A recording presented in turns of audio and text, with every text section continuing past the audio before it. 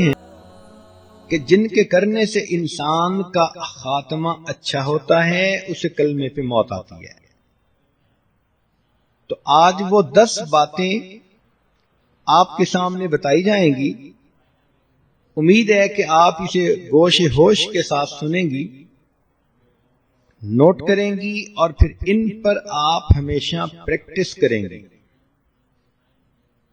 سب سے پہلا عمل جس کے کرنے سے انسان کو آخری وقت میں کلمہ نصیب ہوتا ہے وہ ہے غیر محرم سے اپنی نظر کو بچانا. نبی علیہ الصلوۃ والسلام نے ارشاد فرمایا النظر سہم من سہام ابلیس، کہ نظر شیطان کے تیروں میں سے ایک تیر ہے. مسموم، زہریلا تیر. من ترکہا مخافتی، جس نے میرے خوف سے اس بری نظر کو ترک کر دیا. ابدلتہ ایمانا، میں اس کو ایسا ایمان عطا کروں گا. یجد حلاوتہ فی قلبہ، کہ وہ اس کی حلاوت کو اپنے دل میں محسوس کرے گا. ملا علی قاری رحمۃ اللہ علیہ فرماتے ہیں وقد واردا، اور یہ لکھا گیا ہے ان حلاوت الایمان، کہ حلاوت ایمان اذا دخلت قلبا، جب قلب میں داخل ہوتی ہے، لا تخرج منہ ابدا، پھر وہ قلب سے باہر نہیں نکلتی. تو آج اسی مجلس میں یہ نیت کر لیجئے کہ اے پروردگار عالم، آج کے بعد ہم کسی بھی غیر محرم مرد کی طرف کبھی بری نظر نہیں ڈالیں گے. اور کئی مرتبہ شیطان دھوکہ دیتے ہیں، آپ بری نظر سے تو نہیں، ویسے ہی دیکھ رہی ہیں. ہر ارادے کی نظر جو غیر محرم پر ڈالی جاتی ہے وہ شہوت کی ہی ہوتی ہے، بندہ محسوس کرے یا نہ کرے. تو اس لیے یہ نیت کیجئے کہ آج کے بعد ہم نے غیر محرم کی طرف نظر اٹھانی ہی نہیں. اس عمل کی وجہ سے آخری وقت میں کلمہ نصیب ہوگا. اسی لیے حلاوت ایمان کی علامتیں لکھی ہیں کہ استلذاذ الطاعات، جب دل میں ایمان کی حلاوت آ جاتی ہے تو عبادات کے اندر بندے کو لذت مل جاتی ہے.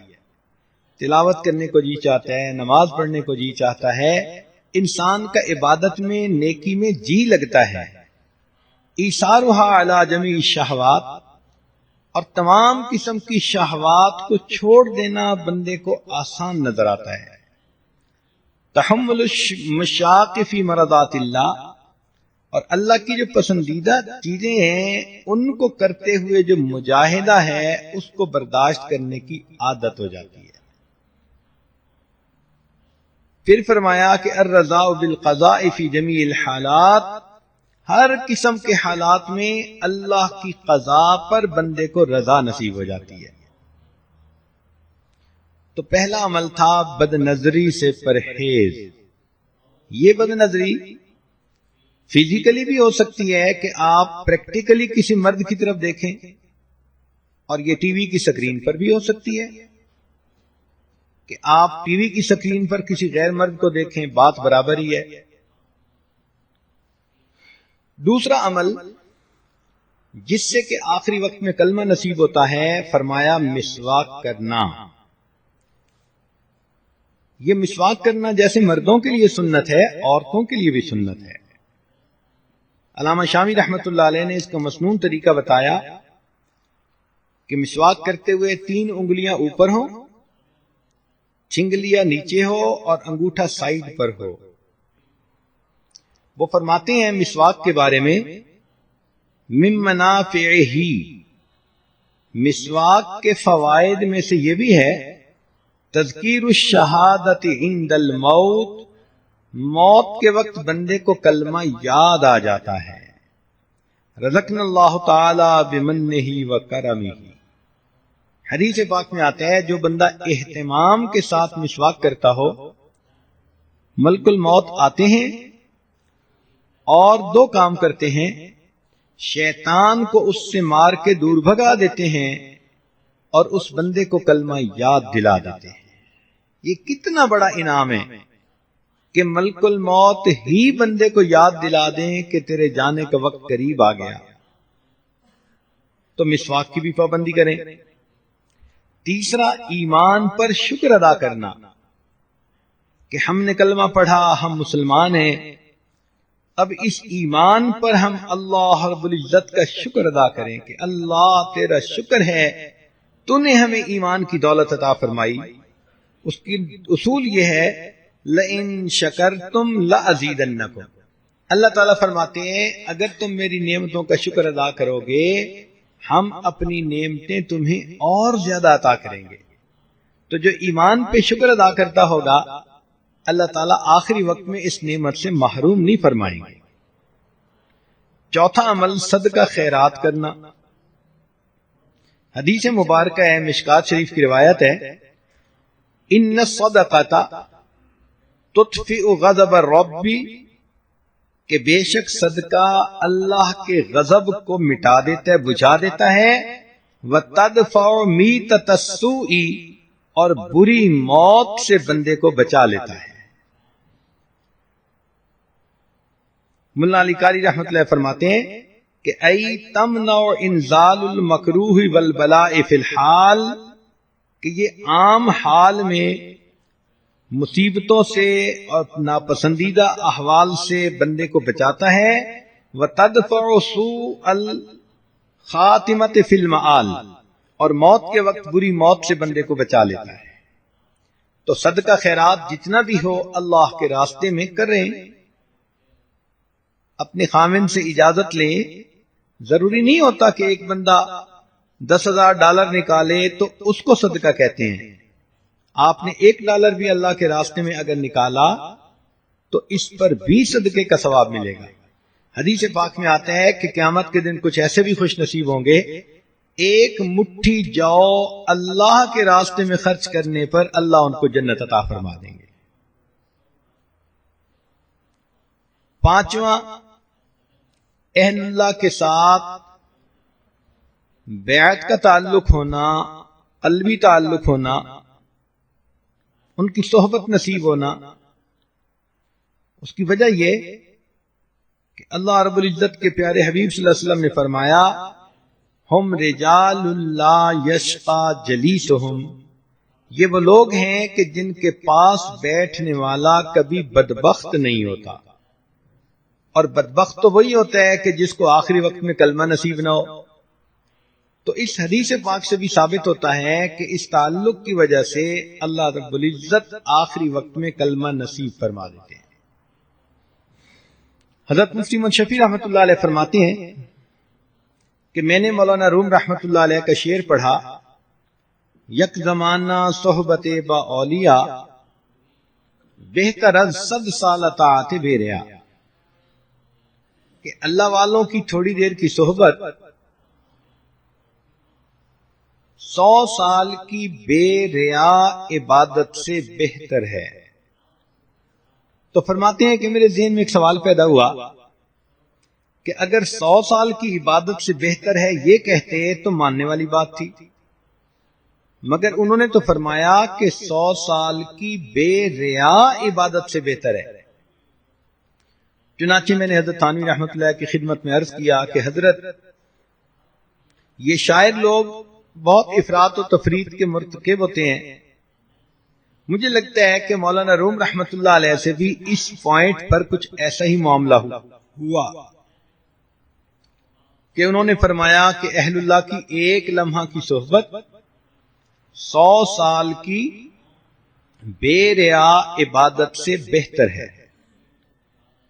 تو حضرت تھانوی رحمۃ اللہ علیہ نے فرمایا کہ اس شعر کو میں پڑھوں؟ جی حضرت پڑھیں۔ تو حضرت نے پڑھا یک زمانہ صحبت با اولیاء، بہتر از 1,00,000 سال طاعت بے ریا، کہ اہل اللہ کی ایک لمحہ کی صحبت 1,00,000 سال کی بے ریا عبادت سے بہتر ہے۔ تو میں نے کہا کہ حضرت 100 سال مجھے سمجھ نہیں آ رہے تھے، آپ نے تو الٹا 1,00,000 سال کی بات کر دی۔ تو پھر حضرت نے اس کا تحقیقی جواب دیا، فرمایا کہ دیکھو کوئی بندہ 1,00,000 سال کی عبادت کر لے، کیا اس کے پاس گارنٹی ہے کہ اس کو کلمے پہ موت آئے گی؟ میں نے کہا نہیں۔ فرمان لگے ہمارے سامنے شیطان کی مثال موجود ہے کہ اس نے زمین کے چپے چپے پہ سجدے کیے، لاکھوں سال اس نے اللہ کی عبادت کی، لیکن آخری وقت میں ہی اللہ کے دربار سے دھتکار دیا گیا اور یہ مرتد بن گیا۔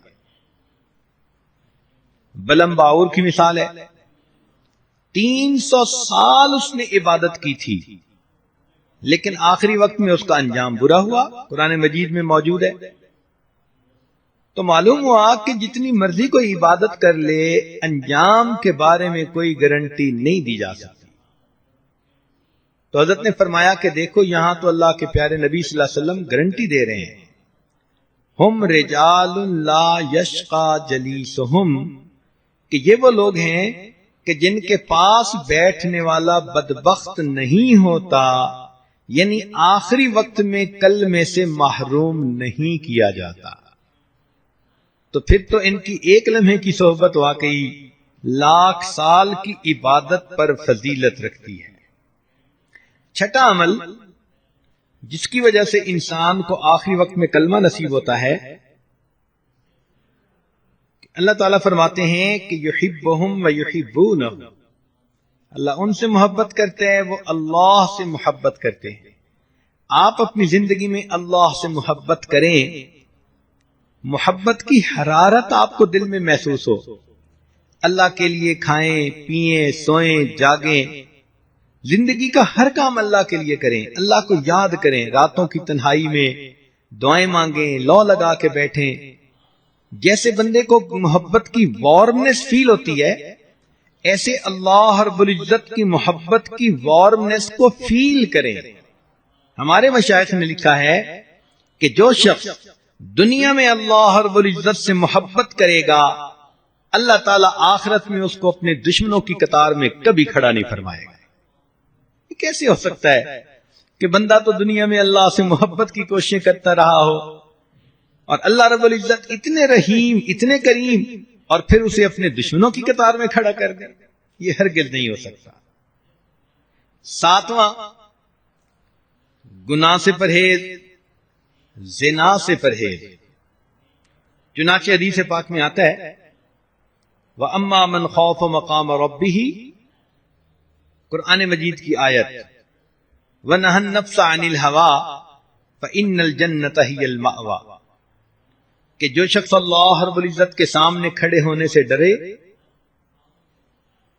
اور اس نے اپنے نفس کو خواہشات کو روک لیا، اللہ فرماتے ہیں کہ اس کا ٹھکانہ جنت ہوگی۔ اور حدیث پاک میں ہے کہ اگر کوئی مرد ہو کہ جس کو کوئی عورت ذات منصب و جمال، اچھے گھرانے کی ہو اور خوبصورت بھی ہو، اور وہ اپنی طرف متوجہ کرے اور یہ آگے سے کہہ دے کہ انی اخاف اللہ، میں اللہ سے ڈرتا ہوں، تو اس عمل کی وجہ سے اللہ تعالیٰ اس کو قیامت کے دن عرش کا سایہ عطا فرما دیں گے۔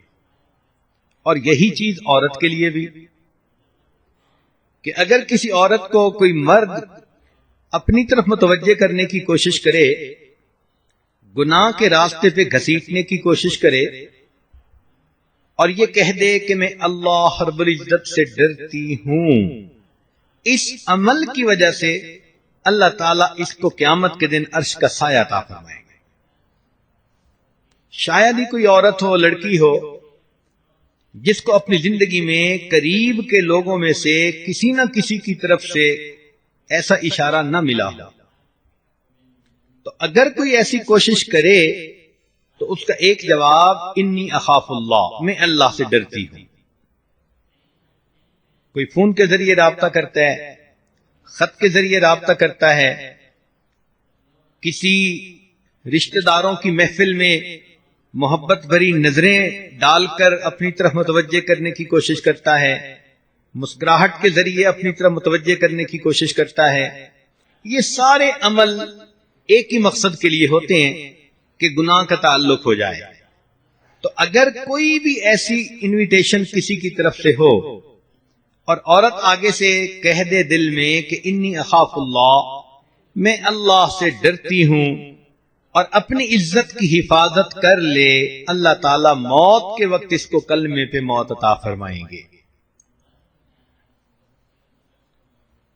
8واں عمل، اذان کے بعد دعا پڑھنا۔ چنانچہ جب اذان ہوتی ہے تو سنت یہ ہے کہ مؤذن جو کہہ رہا ہے وہی کہتے رہیں، اور بعد میں پھر اذان کی دعا پڑھیں۔ بخاری شریف کی روایت ہے، نبی علیہ السلام نے فرمایا کہ جو اذان کے بعد یہ دعا پڑھے گا، حلت لہو شفاعتی، قیامت کے دن اس بندے کو میری شفاعت نصیب ہوگی۔ ملا علی قاری رحمۃ اللہ علیہ فرماتے ہیں، ففیہ اشارۃ الی بشارۃ حسن الخاتمہ، اس میں اشارہ ہے کہ اس کو موت کے وقت کلمے پہ موت نصیب ہوگی۔ اور حدیث پاک میں ایک دعا بھی ہے کہ جو آدمی یہ دعا مانگے گا تو اللہ تعالیٰ اس کو ایمان پہ موت عطا فرما دیں گے، اور وہ دعا بہت چھوٹی سی ہے، دن میں بھی مانگے رات میں بھی، اللہم بارک لنا فی الموت وفیما بعد الموت۔ اللہ تعالیٰ سے یہ دعا مانگیں کہ یا حی یا قیوم برحمتک استغیث، کلمے کی کثرت کریں،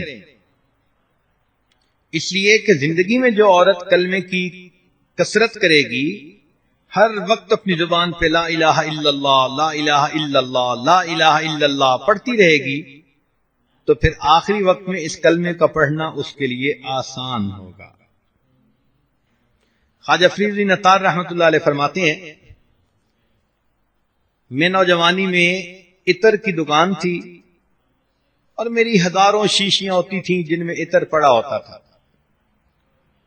ایک دن بڑے میاں آئے اور آ کر میری ان شیشیوں کو بڑے حیرانی سے دیکھنے لگ گئے۔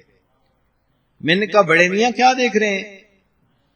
وہ کہنے لگے یہ دیکھ رہا ہوں کہ تیری جان اتنی شیشیوں میں اٹکی ہوئی ہے، یہ کیسے نکلے گی؟ مجھے بڑا غصہ آیا، میں نے کہا کہ جیسے آپ کی نکلے گی ویسے میری نکلے گی۔ تو جب میں نے یہ الفاظ کہے تو وہ آگے سے کہنے لگے کہ اچھا بھائی میری تو ایسے نکلے گی۔ یہ کہہ کر میرے سامنے وہ زمین پر لیٹ گئے اور اوپر اپنے رومال ڈال دیا۔ میں سمجھا کہ شاید ویسے ہی مجھے کر کے دکھا رہے ہیں، جب قریب جا کے دیکھا تو ان کی موت آ چکی تھی۔ تو جنہوں نے محنت کی ہوتی ہے پھر ان کو آخری وقت میں یوں کلمے پہ موت آتی ہے۔ سری سکتی رحمۃ اللہ علیہ فرماتے ہیں کہ ہم بیٹھے ہوئے تھے ایک کنویں کے قریب، ایک آدمی آیا اور ہم سے کہتا ہے کہ بھئی کوئی اچھی جگہ ہے جہاں انسان مر سکے۔ ہم بڑے حیران ہوئے اس کی بات کو سن کر، تو میں نے کنویں کی طرف اشارہ کر دیا کہ یہ اچھی جگہ ہے، سایہ دار بھی ہے، پانی بھی ہے۔ کہنے لگے ہمارے سامنے وہ بندہ وہاں گیا، اس نے جا کر وضو کیا، نماز پڑھی اور نماز پڑھ کے لیٹ گیا۔ کافی دیر کے بعد ہم اٹھے نماز پڑھنے کے لیے، تو ہم نے کہا چلو بھئی اس کو بھی جگاؤ، یہ جماعت میں شریک ہو جائے۔ کہنے لگے جب اس کو جگانے لگے تو دیکھا کہ وہ تو اپنے رب کو پیارا ہو چکا تھا۔ تو جنہوں نے نیکی پر زندگیاں گزاری ہوتی ہیں پھر ان کو آخری وقت میں یوں موت آتی ہے۔ تو ابو ذرہ رحمت اللہ علیہ کی بات ہو رہی تھی کہ ان کے شاگرد موجود تھے، آخری وقت ان کا قریب آ گیا۔ اب شاگرد حیران کہ ہم حضرت کو کلمہ کیسے یاد دلائیں، یہ تو ہمارے استاد ہیں۔ تو انہوں نے سوچا کہ جس حدیث مبارکہ میں کلمے پہ موت آنے کی بشارت ہے، ہم اس کی روایت پڑھتے ہیں ان کے سامنے تو خود بخود یاد آ جائے گی۔ تو انہوں نے وہ روایت پڑھنی شروع کر دی۔ جیسے ہی انہوں نے ان فلاں کی بات کہی تو کہتے ہیں کہ حضرت نے وہ حدیث خود پڑھنی شروع کر دی، اور پڑھتے پڑھتے جب انہوں نے کہا من کان آخر کلامہ لا الہ الا اللہ، تو الا اللہ کے لفظ کہنے پر ان کی روح نکل گئی اور وہ اللہ کو پیارے ہو گئے۔ علماء نے لکھا ہے کہ انہوں نے پریکٹیکلی دکھا دیا کہ جس کا آخری لفظ لا الہ الا اللہ ہوتا ہے وہ پریکٹیکلی جنت کے اندر داخل ہو جاتا ہے۔ 10واں عمل جس سے کہ آخری وقت میں موت نصیب ہوتی ہے، یہ دعا باقاعدگی سے مانگے، ربنا لا تزغ قلوبنا بعد اذ ہدیتنا وہب لنا من لدنک رحمہ انک انت الوہاب، کہ اللہ ہدایت دینے کے بعد ہمارے دلوں کو ٹیڑھا نہ کر دینا، اگر دل ٹیڑھے نہ ہوئے تو یقیناً انسان کو کلمے پہ موت آئے گی۔ یہاں پر حب لنا کا لفظ استعمال ہوا۔ ہبہ کا لفظ ہوتا ہے کہ بغیر استحقاق کے کسی کو کوئی چیز دے دی جائے، تو معلوم ہوتا ہے کہ یہ جنت بندے کے عملوں کی قیمت نہیں، اللہ اپنے فضل سے جس کو چاہتا ہے عطا کر دیتا ہے۔